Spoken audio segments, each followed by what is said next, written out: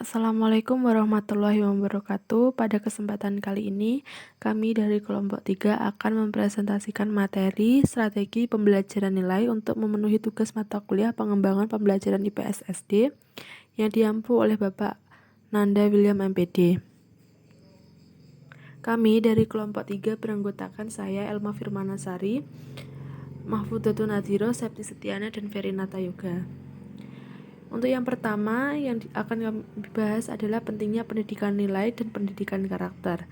Jadi pendidikan nilai itu merupakan pendidikan yang membantu peserta didik agar dapat memahami dan menyadari nilai-nilai karakter yang sesuai dengan penempatannya secara integral dalam menjalani kehidupan. Nah, pendidikan nilai ini sangat penting diterapkan di sekolah dasar agar siswa itu dapat mengetahui nilai-nilai yang baik itu seperti apa, dan juga pendidikan nilai itu juga mencakup keseluruhan proses pendidikan, bukan hanya program-program khusus saja yang diberikan oleh seorang pendidik.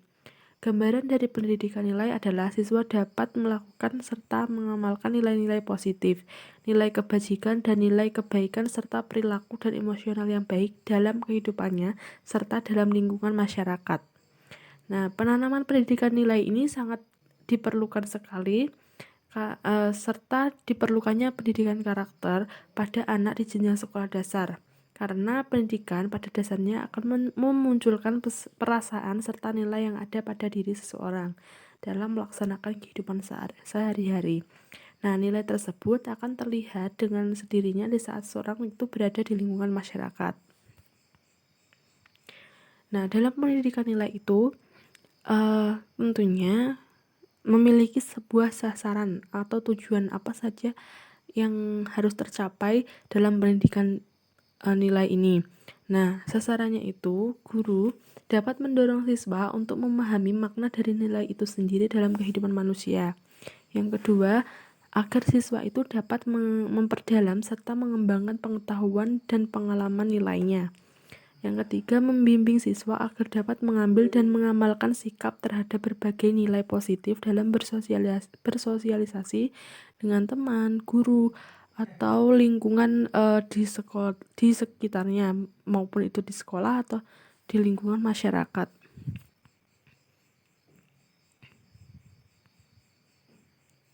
Nah, sama halnya dengan pendidikan nilai, pendidikan karakter ini juga memiliki makna yang sama dengan pendidikan nilai.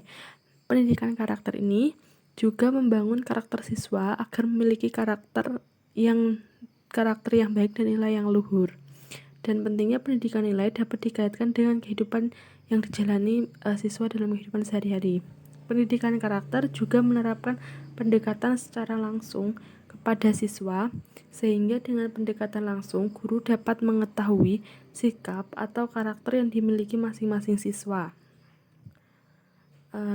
Dengan tujuan guru itu dapat mencontohkan serta menanamkan nilai moral dan karakter pada siswa sehingga dapat mencegah perilaku siswa yang kurang baik. Jadi guru terlebih dahulu bisa menanggulangi sikap-sikap negatif yang ada pada siswa tersebut. Nah, dalam pendidikan nilai serta pendidikan karakter itu ada 5 sikap utama siswa yang memang harus dikembangkan dalam proses pembelajaran.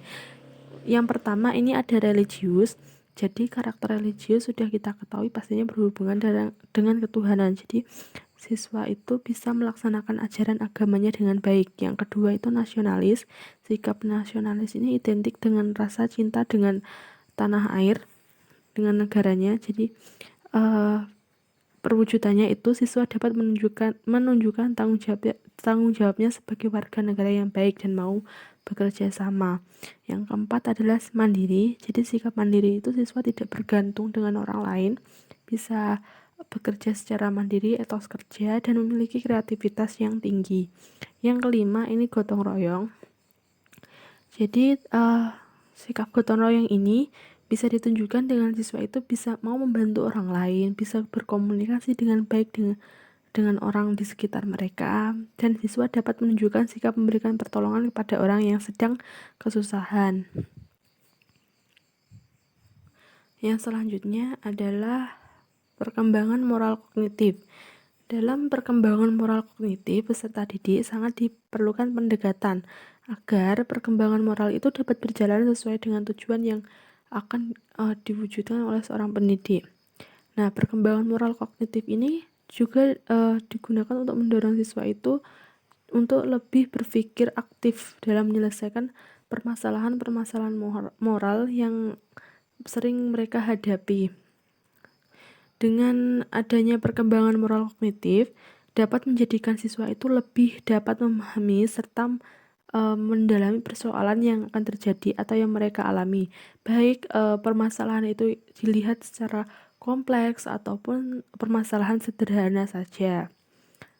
Dengan menggunakan pendekatan moral kognitif ini juga membuat siswa memiliki pola pikir yang lebih transparan dan sistematis dalam menghadapi persoalan-persoalan yang ada. Jadi untuk melatih siswa itu lebih bisa menyelesaikan permasalahan-permasalahan di lingkungan mereka. Nah, menurut teori dalam perkembangan moral dari Kohlberg, ada beberapa tahapan perkembangan moral yang perlu diperhatikan dalam perkembangan moral kognitif pada peserta didik. Yang pertama itu ada tingkatan prekonvensional. Pada tahapan ini ada dua tahap, yaitu orientasi hukuman atau balikan serta kepatuhan siswa, dan orientasi relatif instrumen. Yang kedua ada tingkatan konvensional. Nah, pada tahapan kedua ini siswa itu masuk ke kelompok anak baik atau anak yang kurang baik, sehingga orientasi hukum dan keterlibatan langsung siswa. Yang ketiga, ada tingkatan post-konvensional. Nah, pada tahapan ini ada yang berorientasi kontak langsung, ilegalitas, dan orientasi asas etika.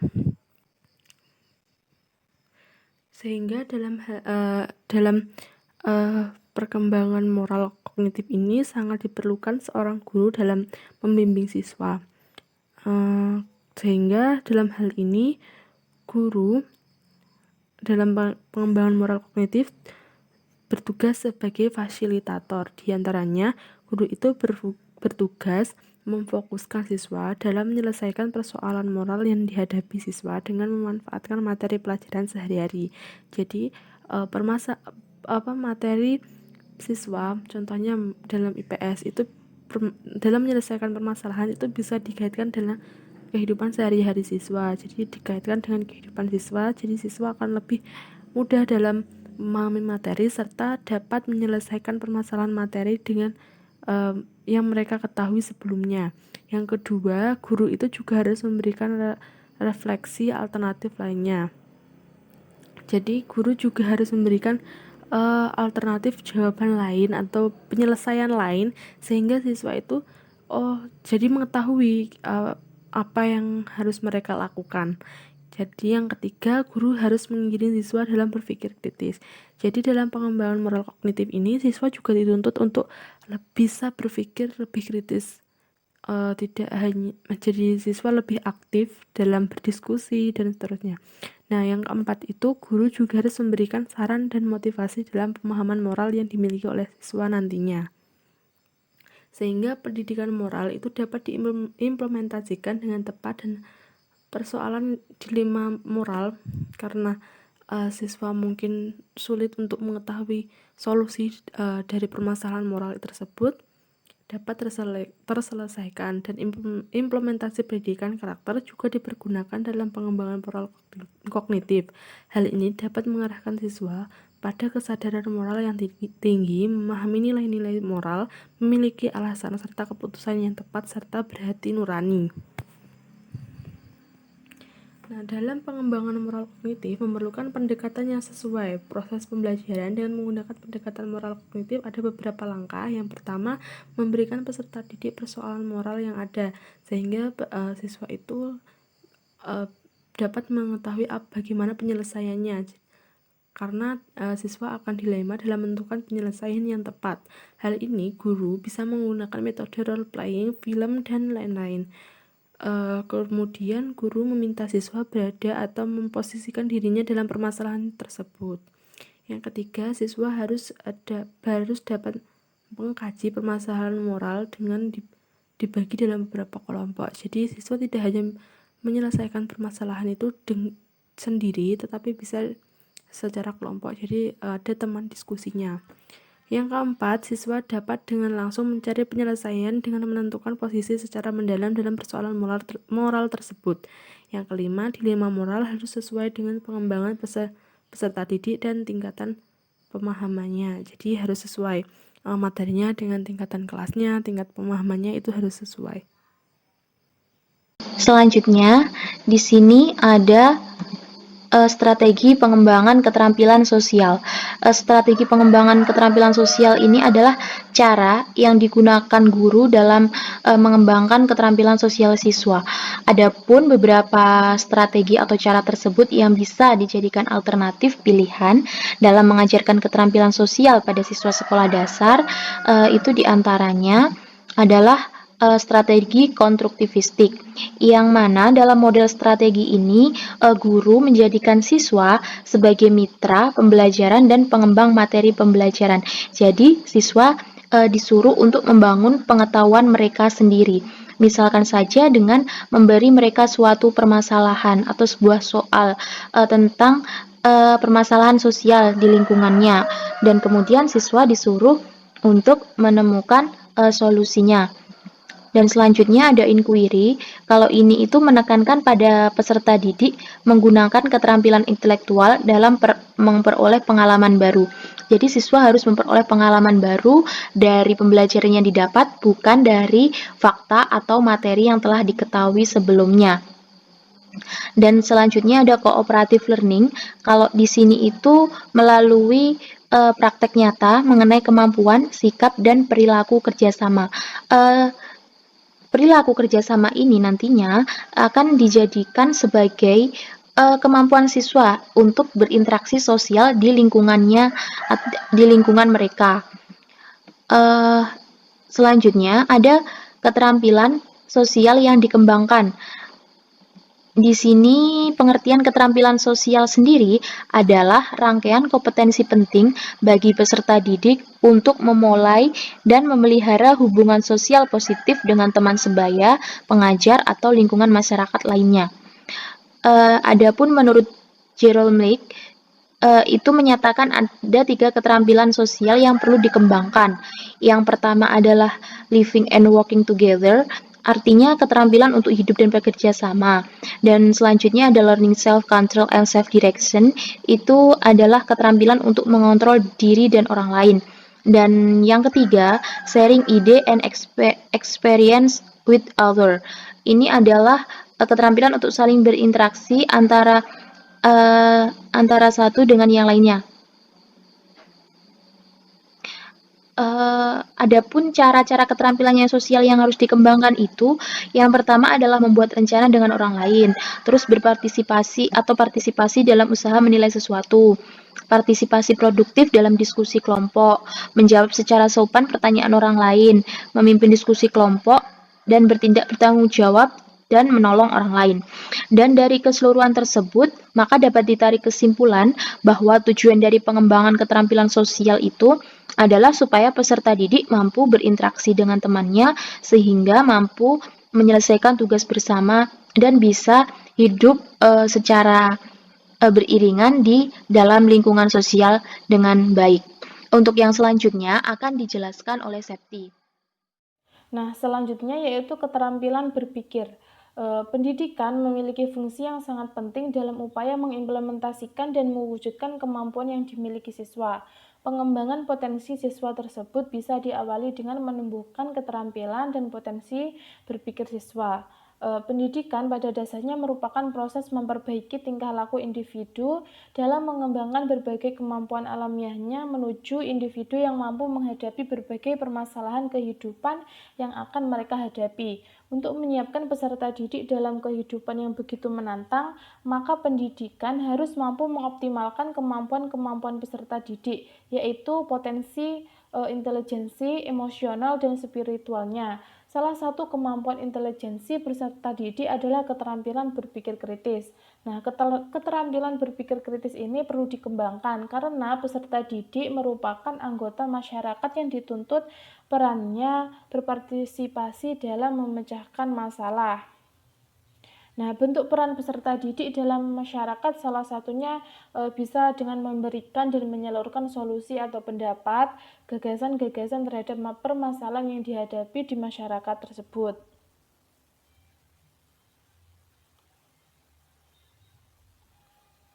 Nah, untuk pengembangan potensi berpikir kritis berhubungan dengan asumsi bahwa berpikir merupakan kemampuan manusia yang perlu dengan secara sengaja dikembangkan untuk mencapai kompetensi yang optimal, yaitu menurut Hasan pada tahun 1996. Nah, proses pendidikan dalam konteks ini adalah sarana untuk mengembangkan berpikir kritis anak yang merupakan sumber daya yang sangat mendasar. Peningkatan kemampuan berpikir kritis tersebut dapat dilakukan dengan penekanan kepada proses mengamati, membandingkan, mengelompokkan, menghipotesis, mengumpulkan, menafsirkan, meringkaskan, dan menyelesaikan masalah serta membuat keputusan. Nah, dengan demikian, proses pendidikan merupakan media atau alat yang efektif untuk mengembangkan potensi berpikir kritis siswa. Menurut Ratz, pada tahun 1986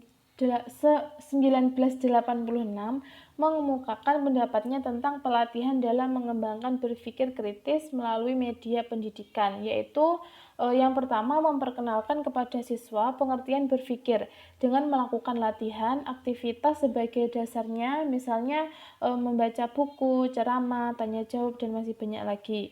Dan yang kedua, ketika siswa sudah mempunyai pemahaman yang baik tentang berpikir, kita menyeleksi aktivitas apa yang cocok bagi siswa tersebut dalam proses pembelajaran. Nah, dalam membuat seleksi harus diperhatikan beberapa kriteria. Nah, yang pertama yaitu latihan dan aktivitas yang diberikan kepada siswa harus jelas. Aktivitas diberikan dan disesuaikan dengan latar belakang dan pengalaman siswa. Aktivitas berpikir harus lebih menyenangkan atau menarik siswa yang merupakan bagian dari kurikulum. Terus dalam aktivitas di kelas harus ada hubungan dalam pembelajarannya.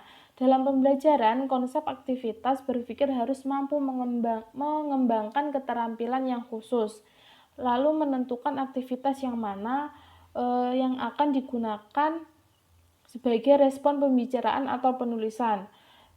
Dan yang terakhir, dalam aktivitas di kelas bisa menggunakan media. Nah, media ini harus benar-benar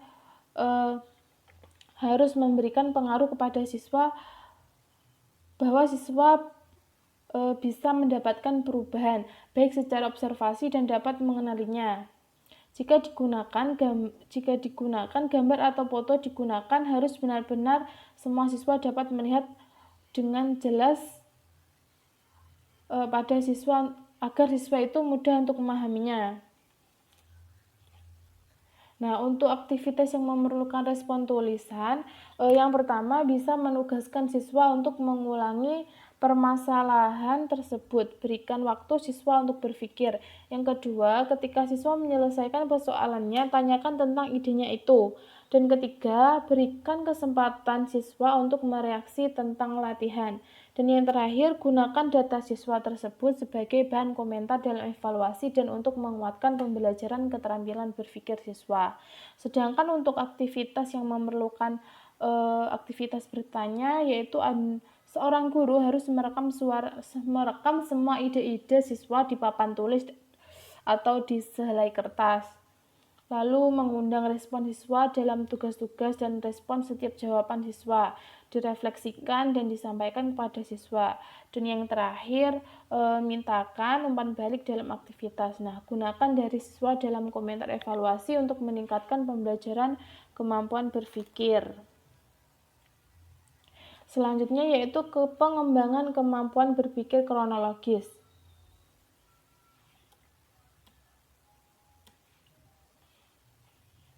Secara sempit, kronologi bisa diartikan sebagai urutan waktu kejadian.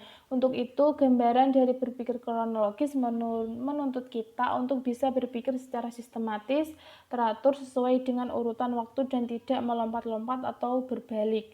Dengan berpikir kronologis, sejarah bisa memberikan gambaran utuh suatu peristiwa sesuai dengan urutan waktu kejadian. Dengan kata lain, kronologi bisa membantu merekonstruksi kembali suatu peristiwa bersejarah sesuai dengan urutan waktunya, mendorong mendorong anak untuk berpikir kronologis pada saat pembelajaran IPS berlangsung. Pada model ini, anak diharapkan dapat melihat urutan sebab akibat yang terjadi dari peristiwa dan bahkan dapat memprediksi kecenderungan apa yang akan terjadi kelak. Nah, untuk mendorong anak untuk berpikir kritis, guru bisa menggunakan model timeline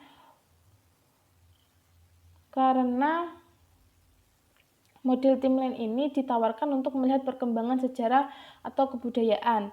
Timeline dapat dibuat panjang atau hanya sebatas periode tertentu. Model timeline ini memperlihatkan benang merah atau satu peristiwa dengan peristiwa lainnya pada siswa-siswa. Nah, menurut beberapa ahli, model timeline atau garis waktu ini merupakan yang pertama, menurut SK Kohar pada tahun 2008 memukakan bahwa garis waktu adalah alat sederhana yang dapat mengurangi pemahaman waktu menjadi pemahaman ruang sehingga lebih mudah dipahami. Lalu menurut Sardio dalam Hervi Tanti tahun 2010, model garis adalah model yang digunakan dalam kegiatan belajar mengajar untuk memecahkan masalah dengan menekankan urutan waktu kejadian atau kronologis sehingga dapat diketahui pertumbuhan dan perkembangannya konsep waktu ditinjau dari segi ilmu dan filsafat, yaitu masa lampau, masa kini, dan masa depan. Sedangkan menurut Savage dan Armstrong dalam Hervi Tanti mengatakan bahwa model garis waktu bisa digunakan untuk melihat hubungan antara peristiwa secara kronologis dan interval waktu secara relatif sehingga peserta didik mampu memahami dan mengembangkan konsep waktu sebagai sesuatu yang bersifat berkelanjutan. Nah, jadi dapat disimpulkan dari ketiga pendapat tersebut bahwa garis atau timeline merupakan alat sederhana yang dapat digunakan untuk memecahkan masalah dengan menekankan urutan waktu agar dapat melihat hubungan antara peristiwa secara kronologis. Nah, selanjutnya ada langkah-langkah pembelajaran model timeline. Nah, yang pertama yaitu sampaikan tujuan pembelajaran dan kompetensi yang harus dikuasai peserta didik dalam pembelajaran. Yang kedua, tunjukkan pentingnya mempelajari sejarah melalui timeline. Bisa dengan memberikan pengertian, lalu bagaimana pembelajaran dengan model timeline tersebut. Lalu yang ketiga, buatlah timeline dengan cara menarik garis lurus horizontal dan menuliskan waktu tertentu dan beberapa kejadian penting yang ada di dalamnya. Waktu berikutnya juga dituliskan seperti cara titik waktu pertama dan begitu terus sampai pada waktu tertentu yang sesuai materi pembelajaran.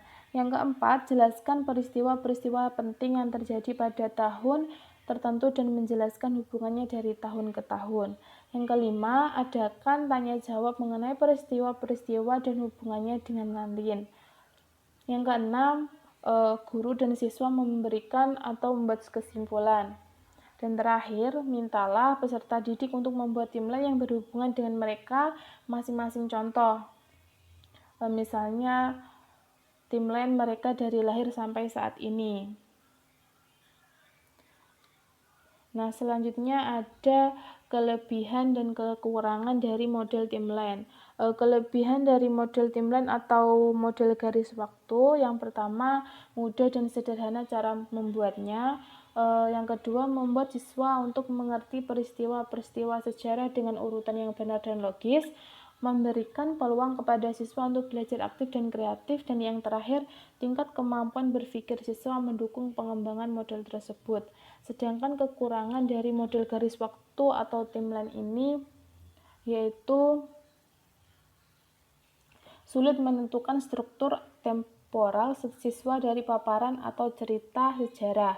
Yang kedua, sulit menafsirkan data yang ditampilkan dalam garis waktu. Dan yang ketiga, sulit menjelaskan perubahan dan kesinambungan dalam konteks waktu.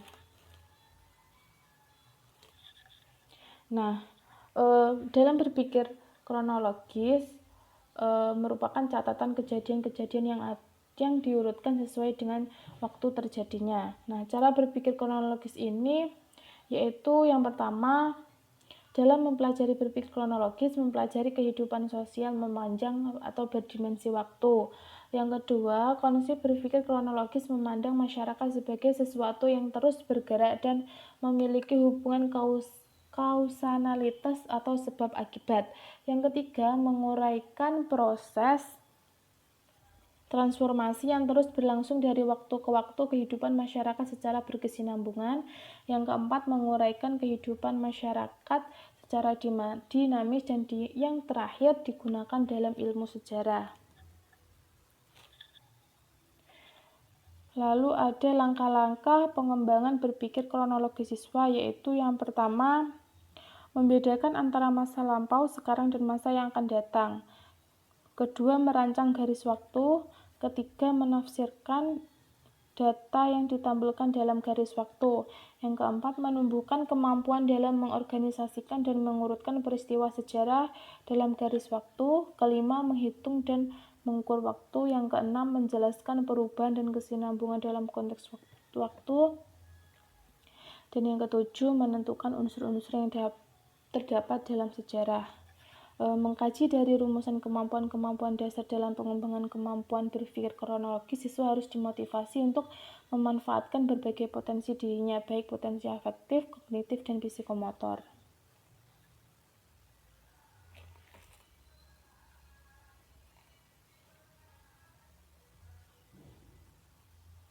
Selanjutnya, pengembangan keterampilan kelompok.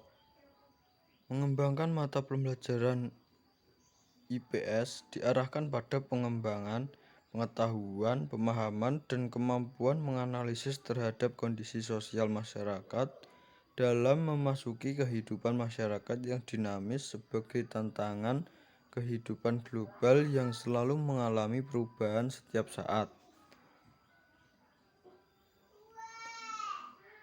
Beberapa keterampilan kelompok yang harus dikembangkan: memahami pikiran, emosi, dan tujuan atau maksud orang lain.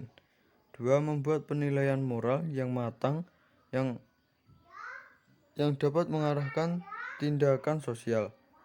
3.